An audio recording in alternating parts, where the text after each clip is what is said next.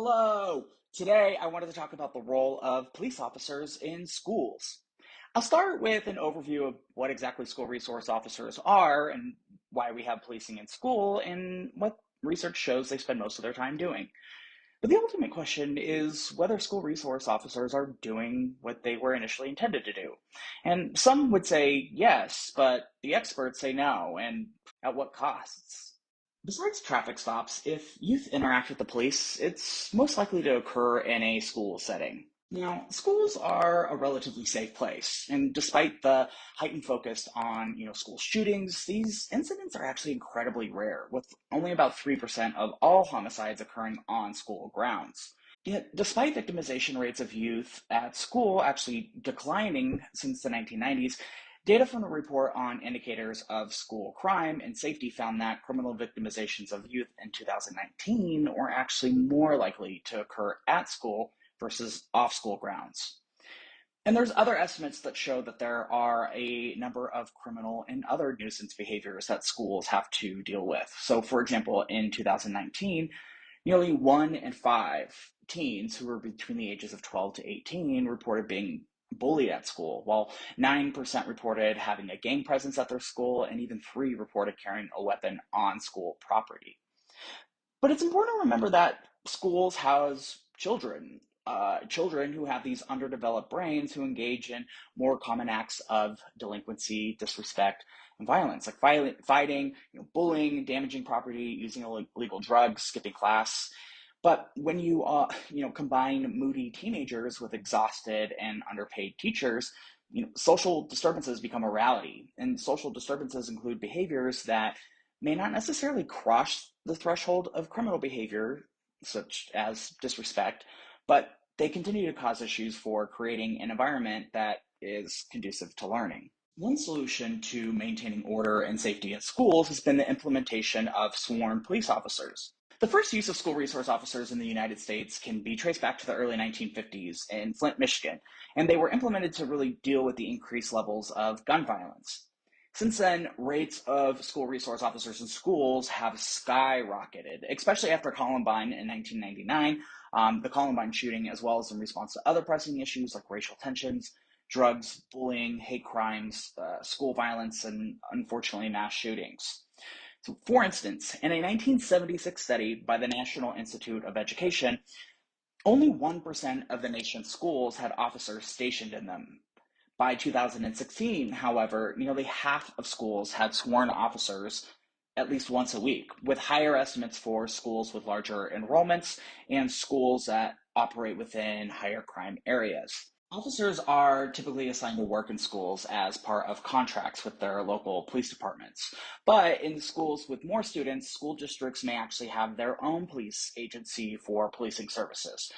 For example, the Los Angeles School Police Department is the largest independent school police department in the United States, and they have over 350 sworn police officers. And most of the increases in school resource officers occurred prior to 2003 when moral panics about adolescent super predators led to a slew of ineffective get tough on crime policies and practices. And as part of the community oriented policing initiatives, the Department of Justice allocated millions of dollars around the turn of the 21st century for local police departments to actually be able to hire more officers to work permanently in schools. So as agencies and schools started to be able to get access to this grant funding, how school resource officers were implemented was relatively kind of haphazard, with many of the roles and responsibilities remaining unknown until even recently.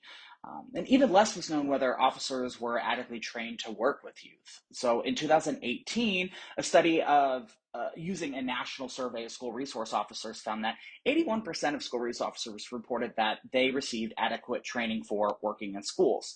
75% reported that they received training specifically related to working with youth, with slightly over half receiving training on mentoring.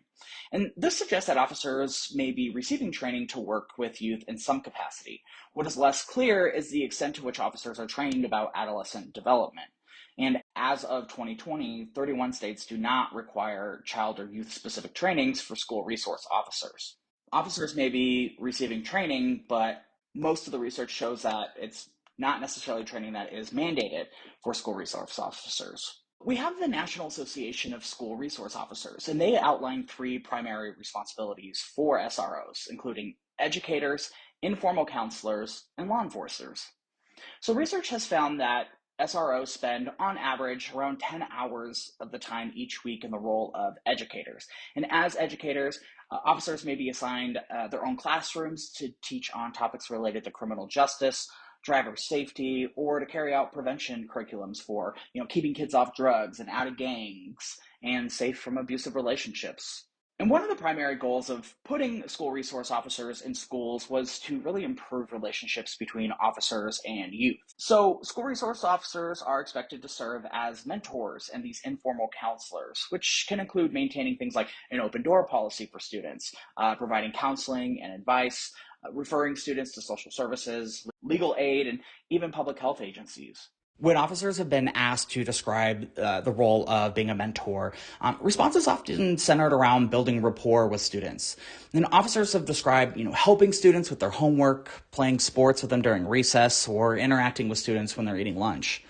And proponents of SROs have argued that activities such as rapport building and teaching and mentoring not only benefit students, but school personnel alike.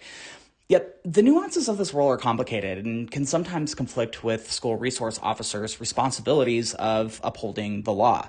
Qualitative research has uncovered instances of school resource officers acting as these informal counselors where students, have actually shared problems at home that ultimately resulted in an adverse experience of having a family member arrested.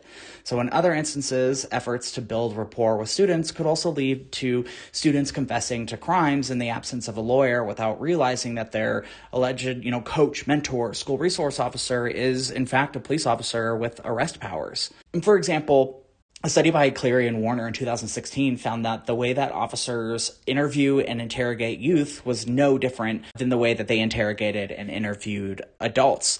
And this is incredibly problematic considering the science on adolescent brain development. And even though advocates for school resource officers are quick to describe the numerous benefits beyond enforcing the law, studies have found that SROs tend to rely on crime control approaches even when they're engaging in non-law enforcement roles. So out of the three primary roles, it's not surprising that researchers found that school resource officers identify most strongly with the law enforcer role versus their role as a teacher or a mentor. I mean, this isn't really surprising considering the type of training officers endure, which is then translated into efforts to reduce violence, delinquency, and disorder within schools. And so this involves, patrolling the school, responding to complaints, making arrests, issuing citations, gathering intelligence, and developing and executing emergency response plans. And how the law enforcer role relates to disciplining students, however, remains somewhat elusive and mixed. States and school districts are facing these ongoing pressures to ensure the safety of students in schools while reducing the use of what we call exclusionary discipline measures like arrest, suspension, and even expulsion. And more are school resource officers being called upon to deal with school disciplinary issues that have traditionally been under the purview of school administrators. What was traditionally considered to be, behaviors that violate a student's code of conduct, like knocking over a desk, fighting, skipping class, can now actually result in criminal charges when school resource officers are involved. And this is argued to be one of the main reasons to promoting the school-to-prison pipeline. And experts argue for the need for school districts to really establish memorandums of understanding that explicitly clarify the roles and responsibilities between school districts, the school administrators, and local law enforcement. But in a recent review of state laws, however, many of these states do not have requirements for how to use school resource officers, and among the states and districts that do, they tend to have policies and procedures that vary considerably from one to the other. And this confusion extends to school administrators, staff, and school resource officers as well. In another recent national study of school administrators in 2018, 43% of elementary and 65% of secondary school administrators that had school resource officers in their schools reported that their school resource officers were responsible for maintaining school discipline. However, in a 2019 qualitative study of over 200 school resource officers from two different school districts in a single state, these officers overwhelmingly stated that discipline was not part of their role in school, with 80% saying that they do not deal with discipline at all. Yet, not being involved in discipline meant different things to different officers. So nearly all of the officers stated that they were not involved in disciplinary referrals to administrators or determining outcomes like suspension or expulsion for a particular student. And the only exception to this was when officers actually had to make an arrest or because criminal laws were violated, like coming to school with a knife, drugs, or engaging in serious assaults where officers have less discretion and are more often than not have to make an arrest, like felonies. And research has found that school resource officers are involved in discipline through more informal routes, through things like one-on-one talks with students, lecturing students about school rules, investigating misbehavior for administrators, or even being a fly on the wall in administrators' offices while students are being disciplined. In a 2021 qualitative study asking school resource officers to describe a typical day in the life of a school resource officer, criminologist Ben Fisher and friends found that officers described their days almost entirely through the lens of crime control, even when they were engaging in these non-law enforcement related aspects. So, for example, officers described how they patrolled specific areas at schools at specific times and in unpredictable fashion, with this idea of keeping students who are up to no good in the neighborhood off kilter and unable to predict where officers will be.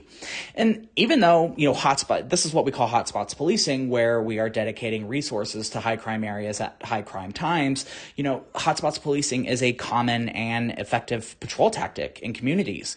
And officers explain that their mere presence in school during these high traffic times where issues are likely to occur, their presence serves as a deterrence. In other words, when officers kind of describe their activities through a mechanism of crime control, the authors argued that this mentality and approach for schools suggests that school resource officers view schools as criminogenic places and students as potential offenders.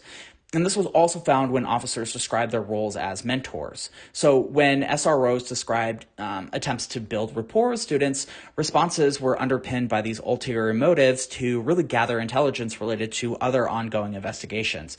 And so one quote from the Ben Fisher study was from a school resource officer, and it says, quote, "So the cheerleaders are my number one informants. They love to come tell me like, hey, so-and-so's getting ready to fight so-and-so." But this is not to say that all officers have these criminogenic motives when it comes to interacting with youth, but given their primary role in training and identity as law enforcers, even efforts to mentor and or teach youth were explained within this view of crime control.